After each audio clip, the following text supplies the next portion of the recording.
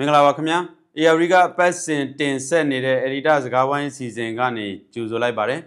ဒီတစ်ပတ်မှာတော့6လတက်တန်းတိုးပြီးဘာလို့မှလဲဆိုတဲ့ခေါင်းစဉ်နဲ့ကျွန်တော်တို့ဆွေးနွေးသုံးသပ်သွားကြမှာဖြစ်ပါတယ်ကျွန်တော်ကတော့ ARD မြန်မာပိုင်း Editor ကျော်ခပါကျွန်တော်နဲ့အတူတူဆွေးနွေးမဲ့သူကတော့ ARD ရဲ့ Editor ချုပ်ကိုအောင်စောဖြစ်ပါတယ်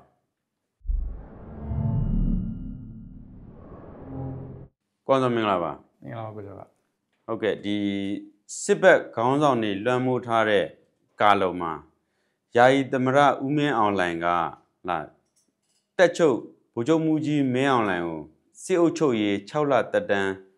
တိုးပေးလိုက်တယ်ပေါ့လေဆိုတော့ဒါဒီတိုးတာဆိုဒါဆိုလို့ရှိရင်6ကြိမ်မြောက်ဖြစ်သွားပြီပေါ့လေဆိုတော့အရင်9ကြိမ်မြောက်မှာတိုးခဲ့တော့ကလည်းဘာမှတိုးတက်လာတာမတွေ့ရဘဲနဲ့ဟလာတိုင်းပြည်ရဲ့အခြေအနေကပို့ပြီးတော့ဆုပ်ယုပ်သွားတာကိုကျွန်တော်တွေ့ရတယ်ဆိုတော့ဒီတစ်ခေါက်မှာဘာများထူးထူးခြားခြားအပြောင်းလဲရှိမယ်လို့များသုံးသပ်မိလဲဒါနဲ့ပတ်သက်ပြီးအရင်ဆွေးနွေးပြပါကိုကျော်က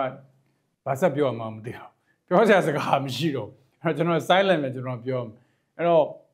သူကကာဝေးစုချုပ်တက်ချုပ်စစ်ကောင်စီဥက္ကဋ္ဌတာဝန်ပြီးတော့ယာယီသမရဝန်ကြီးချုပ်တို့လားဝန်ကြီးချုပ်ပြီးတော့ယာယီသမရတာဝန်တရေစီတူဘာညာမပါသေးဘူးမပါသေးဘူးကျွန်တော်လည်းယာရုပြောင်းလဲရှိတယ်ကျွန်တော်မှလည်းယာရုပြောင်းလဲရှိတယ် editor ချုပ်တာဝန်ယာယီမကောင်းလားအဲ့ဒါကောင်းမထင်နဲ့နော်ယာယီပဲလားယာယီပဲလိုချင်လားပြောပေးထားလိုက်မယ်နော်ပေးထားလိုက်မယ်တာဝန်လက်ပတ်လေးတော့သတိရတာဝန်အခုကျွန်တော်ထပ်ပြီးတော့ထပ်တိုးလိုက်ကိုတိုးလိုက်အောင်ဒီမှာတိုးချင်တိုးလို့ရတဲ့ kit ပေါ့နော်ယာယီသမရတာဝန်ထပ်တိုးခြင်းလည်းတိုးလို့ရသေးတယ်ယာယီသမရတာဝန်ထပ်တိုးမယ်နော်ဆိုတော့ယာရုတွေကများတယ်ဥစားအဲ့တော့ကျွန်တော်တာဝန်ယူထားတဲ့အေဒန်ကျုပ်တယောက်အနေနဲ့ပြောရမယ်ဆိုရင်တော့သူကရှုံးနေတာကိုလက်မခံတဲ့ဗမာစစ်ဗိုလ်တွေရဲ့လက္ခဏာတွေအခုတွေ့ရတယ်6လတက်တန်းတိုးတဲ့ကိစ္စမှာ6ကြိမ်မြောက်6လတက်တန်းတိုးခြင်းပေါ့နော်အဲ့မတိုင်ခင်မှာတော့ကျွန်တော်တို့ကိုယ်တိုင်ဆွေးနွေးကြတာရှိတယ်editorial talk မှာဒါအပြင်ပြည်ပမှာရှိတဲ့နိုင်ငံတကာမီဒီယာတွေသုံးသပ်ခဲ့တာရှိတယ်နိုင်ငံရေးလေ့လာသူတွေပြောခဲ့တာရှိတယ် transitional government ဆိုတဲ့ကြားပြအစိုးရဖွဲ့မှာလားအရင်တော့လူဟောင်းလို့ပြန်ပြီးကစားမှာလားတရုတ်ရဲ့အနေထားကဘယ်လိုရှိလဲတရုတ်ရဲ့သဘောထားမြန်မာနိုင်ငံမှာဘယ်လိုရှိလဲတရုတ်ကတော့6လတက်တန်းတိုးမှလက်မခံဘူးဆိုတဲ့အယူဆကိုပဲကျွန်တော်တို့ ARD ကပဲစာပြီးပြောခဲ့တာဖြစ်တယ်တရုတ်ကလည်းသင်္ကေတတွေပြခဲ့တာပေါ့နော်သူကလက္ခဏာတွေသူကပြခဲ့တာရှိတယ်ဒါပေမဲ့အဆုံးတန်မှာကျွန်တော်တို့ပြောတာပါလဲဆိုတော့6လတိုးပြအောင်တိုးမှာပဲအပြင်ကပြောနေတဲ့အထက်ကခံမှန်းနေတဲ့ဟာတွေက wishful thinking တွေပဲဖြစ်တယ်တကယ်ဖြစ်လာမှာမဟုတ်ဘူးဆိုတော့ကျွန်တော်တို့ပြောခဲ့တယ်ဒါပေမဲ့ပြောခဲ့တယ်ဆိုပေမဲ့မှန်ခဲ့ပေမဲ့ဒီနေ့မှာဒါဝမ်းနေစရာကောင်းတယ်ဘာဖြစ်လို့လဲဆိုတော့အပြောင်းလဲဘာမှမရှိတဲ့အတွက်ကြောင့်ဒါပေမဲ့အံ့ဩစရာရှိလာလို့ပြန်ပေးမယ်ဆိုရင်အံ့ဩစရာမရှိတော့ကျွန်တော်တွေ့ရတယ်စစ်ကောင်စီခေါင်းဆောင်အနေနဲ့သူရှေ့ဆက်ပြီးဒီလမ်းကိုပဲသွားမယ်ဆိုတော့ကျွန်တော်တို့မြင်ရတာဖြစ်တယ်ကျွန်တော်ရဲဝင်ပြောလို့ရတာတခုကတော့ဒီ6လသက်တမ်းတိုးတာကိုမြန်မာပြည်သူအများစုကလည်းလက်ခံမှာမဟုတ်သလိုအင်ဒင်းနိုင်ငံတွေကလက်ခံမှာမဟုတ်ဘူးဆိုတာဖြစ်ပါတယ်အခုကျွန်တော်ကြားတက်ထရအောင်ဒီဟာကိုမကြိုက်ဘူးလက်မခံဘူးဆိုတဲ့အတန်တွေကိုတောင်ကျွန်တော်ကြားလာတဲ့အနေထားတက်ထဲမှာအငြိမ်းစားယူထားတဲ့စစ်ဗိုလ်တွေဗိုလ်ချုပ်တွေဗိုလ်မှူးကြီးတွေ social media မှာဝင်ပြီးတော့ရေးနေတဲ့သူတွေရဲ့အတန်တွေကိုဒီနေ့မှာတက်ပြီးကြည့်မယ်ဆိုရင်တော့မှသူတို့တွေကဒီကိစ္စကိုလုံးဝလက်မခံဘူးမကျင့်တတ်ဘူးမပျော်ဘူးဆိုတာကျွန်တော်တွေ့ရတာဖြစ်ပါတယ်ဆိုတော့အခုတိုးတဲ့ဟာမှာပေါ့လေဘာကြောင့်တိုးတာလဲပေါ့ပြီးတော့ဒီတိုးတဲ့ကာလမှာ तू ကဘာတွေလုပ်နိုင်မလဲပေါ့3ချက်သွားတွေ့တာပေါ့နော်အဓိကရွေးကောက်ပွဲကိုသူတင်ပြောတယ်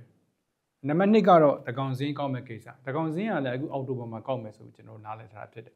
နံပါတ်3ချက်ကတော့နေမြေတည်ငြိမ်းဆိုတဲ့ကိစ္စဖြစ်တယ်နေမြေတည်ငြိမ်းကိစ္စပြောမယ်ဆိုရင်တော့မှကျွန်တော်တို့အခုအတိုက်ခံတွေကထုတ်ထားတဲ့စင်းစရာတွေရဆိုရင်တော့မြို့နယ်ပေါင်း83မြို့နယ်ကို83မြို့နယ်ကိုတော်လိုင်းတက်ဖွဲ့တွေကဟာလာထိန်းချုပ်ထားတယ်ဆိုတဲ့သတင်းထွက်လာတာဖြစ်တယ်ဆိုတော့အဲ့ဒါဆိုရင်နေမြေလုံခြုံရေးကိုဘယ်လိုလုပ်မှာလဲနေမြေလုံခြုံရေးမရှိဘူးဆိုရင်တို့ပြောတဲ့သကောင်စင်းကောက်တဲ့ကိစ္စဘယ်လိုဖြစ်လာမှာလဲနောက်ဆုံးစင်းကတော့ရွေးကောက်ပွဲကိစ္စပဲဖြစ်တယ်ဒါကိုသူဘယ်လိုတွန်းပြီးလုပ်မလဲပေါ့ဒီရွေးကောက်ပွဲကိစ္စကိုလည်းအဓိကတွန်းပြောသွားတာတွေ့ရွေးကောက်ပွဲကိုဟလာဒီမဖြစ်မနေလုပ်ပေးမယ်ဆိုပြီးတော့ပြောတယ်ဆိုတော့ဒီနေမြေတည်ငြိမ်အောင်လဲလုပ်မယ်လို့ပြောတယ်ဆိုတော့ အဲ့နှစ်ခုကိုကြည့်တော့တစ်ထက်သေးပါပဲရွေးကောက်ပွဲလုပ်ဖို့ရနယ်မြေတည်ငြိမ်မှရွေးကောက်ပွဲလုပ်လို့ရမယ်လို့ပဲကျွန်တော်နားလည်ထားတယ်ဆိုတော့ဒီနယ်မြေတည်ငြိမ်အောင်နဲ့ရွေးကောက်ပွဲလုပ်ဖို့ဆိုတာဟိုမနေ့စဉ်းစားနေတာနယ်မြေကိုဘလို့တည်ငြိမ်အောင် logical ဖြစ်လာပေါ့မြန်မာနိုင်ငံရေးကိုလေ့လာမယ်ဆိုရင်တော့မြန်မာစစ်ဗိုလ်တွေအခုလုံနေတဲ့မြန်မာစစ်ဗိုလ်တွေဗိုလ်ချုပ်ကြီးမင်းအောင်လှိုင်ကိုယ်တိုင်လုံနေတဲ့နိုင်ငံရေးကိုစဉ်းစားကြည့်မယ်ဆိုရင်တော့ဘယ်တော့မှကျွန်တော်တို့အသက်စဉ်းစားလို့မရဘူးအကုန်လုံးပြောင်းပြန်မယ်စဉ်းစားလို့ရမယ်ဆိုတော့အခုကျွန်တော်တို့ကိုကြော်ခပြောသွားသလိုပဲရွေးကောက်ပွဲကိုလုပ်မယ်လို့ပြောတယ်ရွေးကောက်ပွဲကိစ္စကိုပြောတဲ့အခါမှာ ARD ကိုယ်တိုင်ကပြောခဲ့တာက exit strategy တခုဖြစ်တယ်ဆိုပြီးကျွန်တော်တို့ပြောခဲ့ကြတာရှိတယ်သူကိုယ်တိုင်ကထွက်ပေါက်ပိတ်နေတယ်လို့ပြောခဲ့တာရှိပါတယ်ဒီစစ်ကောင်စီကိုပြောတာဖြစ်တယ်အခုသူတို့ရဲ့ editor အောက်ပေါ်နဲ့ပြန်ပြီးရှင်းတာလွန်ခဲ့တဲ့3-4ရက်ကပြန်ရှင်းတာပါလဲဆိုတော့ဒါထွက်ပေါက်မဟုတ်တဲ့အပြင်ခိမိဖွံ့ဖြိုးတိုးတက်တဲ့နိုင်ငံတစ်နိုင်ငံရဲ့ဏ္ဍန်ဖြစ်တယ်ဒါဝင်ပေါက်ဖြစ်တယ်လို့သူတို့ကပြန်ပြီးတော့ပြောဆိုတာတွေ့ရတယ်ဒါတော့အဓိပ္ပာယ်ကောက်မယ်ဆိုရင်တော့နှစ်ပေါင်း80နဲ့80အတွင်းမှာလဲဒီစစ်တပ်ကပဲအုပ်ချုပ်ခဲ့တာဖြစ်တယ်တိုင်းပြည်ဘယ်ချင်းတွေရောက်တယ်ဆိုအလုံးကျွန်တော်သိပြီးသားဖြစ်ပါတယ်ဒီနေ့ဒီချိန်မှာတိုင်းပြည်ကအရှေ့တောင်အာရှနိုင်ငံတွေထဲမှာတော့ဘယ်အဆင့်မှာပဲရှိရဆိုကျွန်တော်တို့ခံမှန်းလို့ရပါတယ်အောက်ဆုံးအဆင့်မှာကျွန်တော်တို့ရှိပါတယ်အဲ့ဒါမှသူတို့ကတစ်ခေါက်ထပ်ပြီးခိမိဖွံ့ဖြိုးတိုးတက်တဲ့နိုင်ငံရဲ့ဏ္ဍန်ဖြစ်တဲ့ဝင်ပေါက်လို့ပြောတယ်ဆိုတော့ဒါဟာစစ်တပ်ကစီမံခန့်ခွဲပြီးတိုင်းပြည်ကိုဆက်ပြီးတော့ indefinite အချိန်ကာလများစွာဆက်ပြီးတော့အာဏာဆက်ပြီးယူထားမယ်ဆိုတော့လမ်းတစ်ခုပဲဆိုတာလမ်းတစ်ခုပဲဖြစ်တယ်လို့ကျွန်တော်ကတော့ဘာသာပြန်လို့ရပါတယ်ဆိုလက်ရှိအခြေအနေတွေနဲ့ပတ်သက်ပြီးတော့ပေါ့လေဒ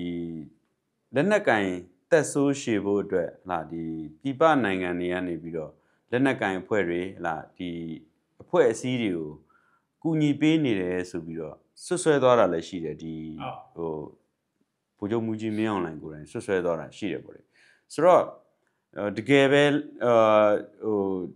ဖြစ်နေသလားပေါ့ဘာလို့လဲဆိုတော့ဟာဒီလက်နက်ကင်လမ်းစဉ်ကိုပို့ပြီးတော့အားကောင်းလာဖို့အတွက်ဖြစ်လာစေတာ2021မှာစစ်တပ်ကိုယ်တိုင်အာဏာသိမ်းတဲ့ဖြစ်စဉ်မဟုတ်ဘူးလားပေါ့ဆိုတော့ပြည်ပနိုင်ငံတွေကခုနကူညီနေတယ်ဆိုတာကျွန်တော်အမြင်မှာတော့တွယ်ဝိုက်ပြီးတော့ပေါက်ဖော်ယူများပြည်ပနိုင်ငံတွေမဟုတ်ပြည်ပနိုင်ငံတစ်ခုတည်းပဲရှိတော့တယ်အနောက်နိုင်ငံကိုဆွဆွဲလို့လည်းမရတော့ရင်းတော့ကိုလိုနီနယ်ချက်ဘာညာဆိုပြီးသူတို့ကိုလိုနီနယ်ချက်ဆိုပြီးသူတို့ဆွဆွဲခဲ့တာရှိတယ်အခုအဲ့ကိုလိုနီနယ်ချက်ရတဲ့ဒီဘက်ကလူတွေထောက်ခံတာထောက်ပံ့တာမရှိသလောက်ဖြစ်သွားပြီတနိုင်ငံပဲရှိတယ်သူတို့တဲ့ပြောလို့မရတဲ့နိုင်ငံပဲရှိအဲ့ဒါတရုတ်နိုင်ငံပဲတရုတ်နိုင်ငံကိုပြောနေတာလို့ပေါက်ဖော်ကြီးပေါ့ပေါက်ဖော်ကြီးကိုသူတို့ရိုးစွတ်တယ်လို့ကျွန်တော်တို့ပြောလို့ရပါတယ်ဒါပေမဲ့ခုနကကိုကျော်ကပြောခဲ့သလိုပဲဒီပြဿနာတွေအားလုံးဘယ်သူစခဲ့တာလဲဆိုတဲ့ကိစ္စပဲအခုသူတို့ကနေပြီးတော့နိုင်ငံခြားတပ်နံပါတ်နေနဲ့တွေ့တဲ့အခါမှာသူတို့တခြားနိုင်ငံကကိုယ်စားလှယ်တွေနဲ့အစိုးရအဖွဲ့တွေနဲ့တွေ့တဲ့အခါမှာအများနဲ့ပြောတာကတော့ကျွန်တော်တို့ကို terrorist တွေကအကြမ်းဖက်သမားတွေကတိုက်ခိုက်နေတယ်ဆိုတဲ့စကားကိုသူတို့အများနဲ့သုံးနေရှိတယ်ဒါပေမဲ့ဟိုဘက်ကလိမ္မာပန်းတဲ့သူတွေကပြန်မေးတာတော့ဒါတွေကိုဘယ်သူစခဲ့တာလဲဆိုတဲ့စကားပဲသူတို့တော့ဒါဒီစကားအမှန်ဆုံးလို့ကျွန်တော်ထင်တယ်ဒီဟာတွေကိုဘယ်သူကစခဲ့တာလဲဆိုတဲ့ကိစ္စကအရေးကြီးတယ်လို့ကျွန်တော်ထင်တယ်နောက်တစ်ချက်ကတော့ဟလာဒီသူပြောသွားတဲ့အထက်မှာလာရှိုးတီဘောကြောက်မဲမိုးကုတ်စတဲ့နေရာတွေကိုတည်ငြိမ်အောင်လှုပ်သွားမယ်ဆိုပြီးတော့ပြောတယ်ဒီလက်ရှိအခြေအနေရဆိုတော့ဖြစ်နိုင်သလားပေါ့စဉ်းစားတယ်ဖြစ်နိုင်လားပေါ့ဖြစ်နိုင်လားဆိုတော့ကျွန်တော်တို့ကဗိုလ်ချုပ်ဇော်မင်းထွန်းရဲ့ပြောကြားချက်ကိုကျွန်တော်ပြောချင်တယ်အဲ့ဒါမှဗာရေးထားလဲဆိုတော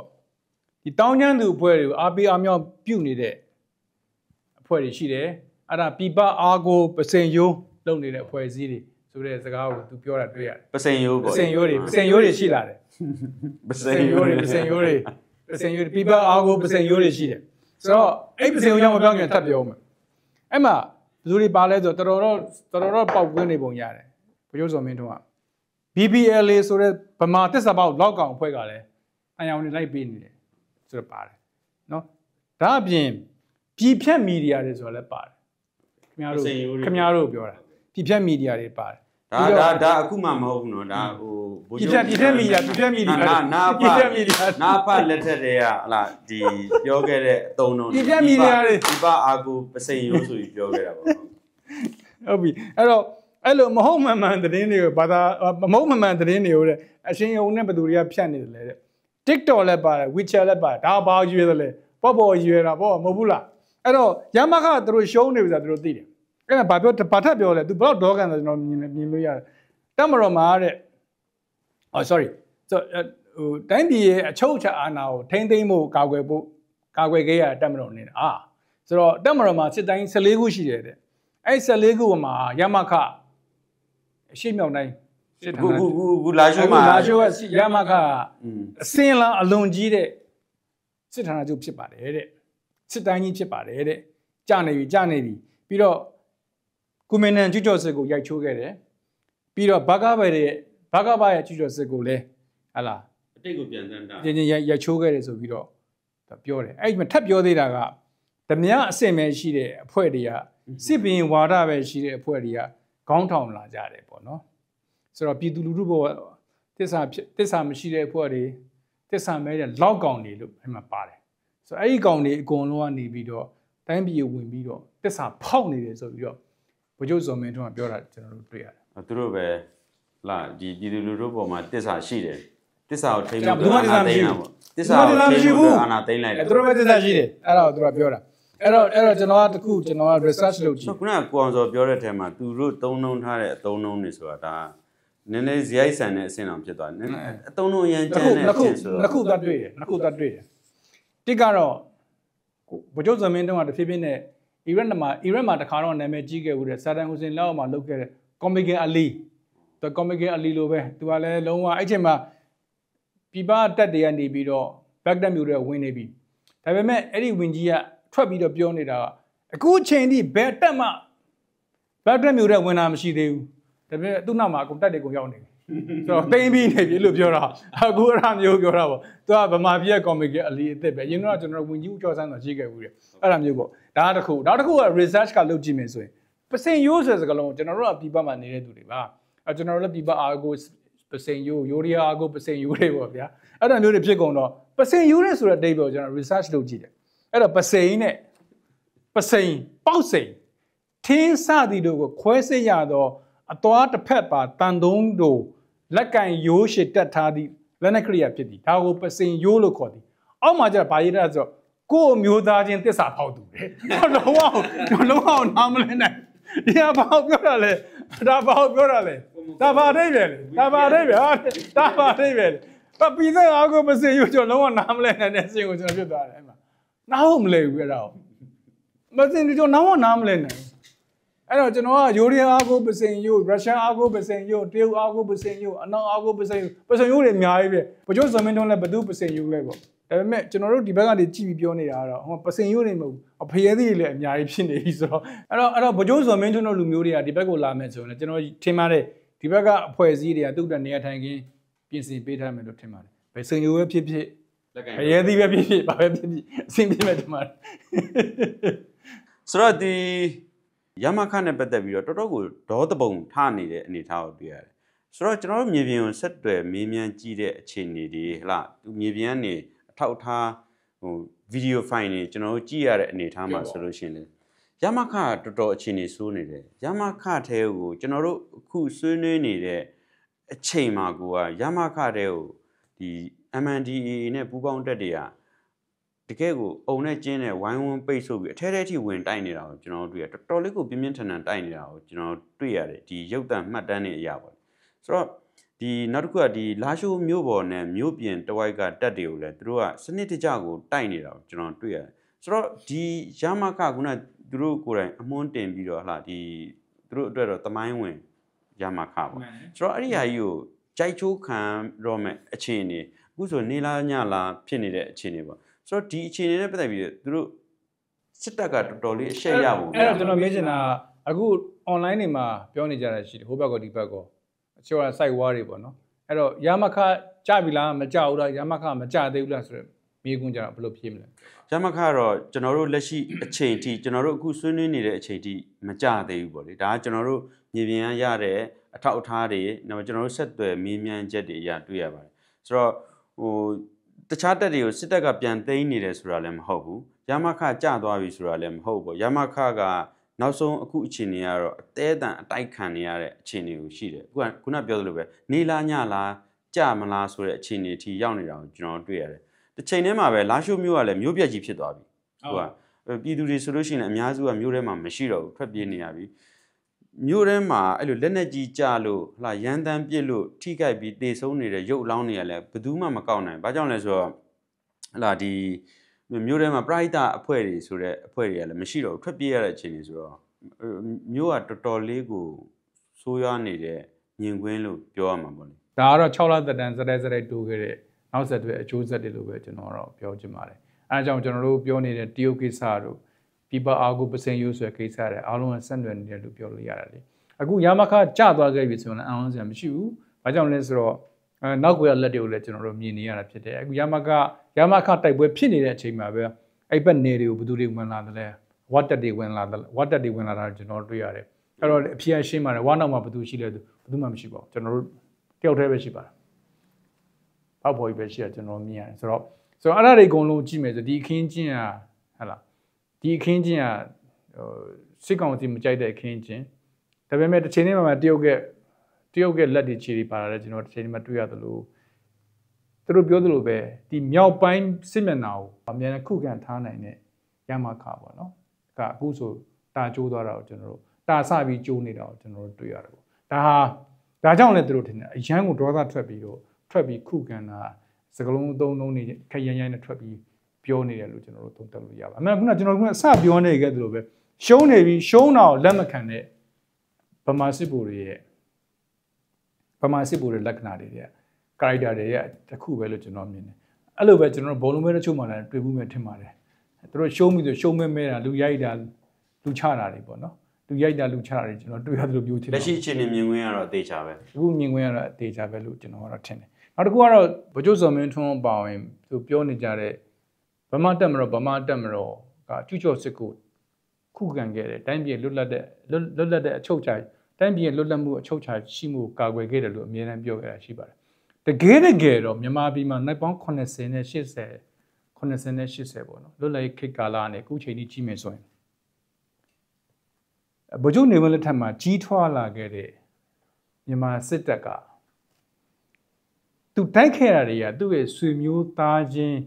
ညီကိုတဝမ်းခွဲတွေတိုင်းရင်းသားတွေကိုတိုက်ခဲ့ရတဲ့အဆင့်ပဲရှိပါတယ်သူ့အနေနဲ့တကယ်ကျူးကျော်စစ်ကိုတိုက်ခဲ့ရတယ်ဆိုတာမျိုး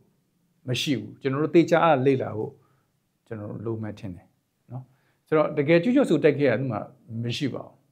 အဲ့တော့သူတိုက်ခဲ့ရတာကဆွေမျိုးသားချင်းတွေညီကိုဝမ်းခွဲတွေ